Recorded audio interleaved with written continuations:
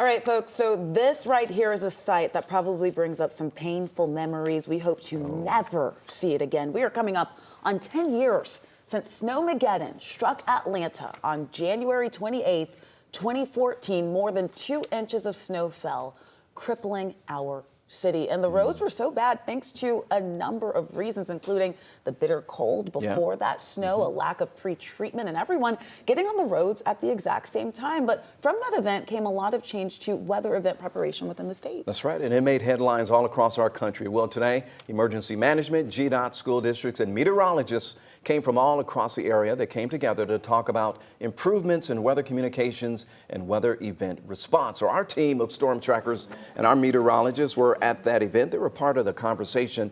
Meteorologist Chesley McNeil has been on the governor's task force to improve communications leading up to and during a big weather event.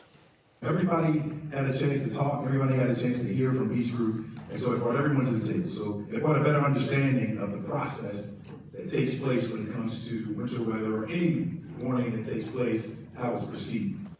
Man, hopefully that never ever happens to this area again, but it's still possible. Yeah, it really is. I mean, it was really a trifecta of a multitude of things. We've talked about why it happened, but what's come of that is really amazing in the last 10 years. GDOT alone, remember they were always talking about in the press conferences during that event, pieces of equipment to move everything off the roads.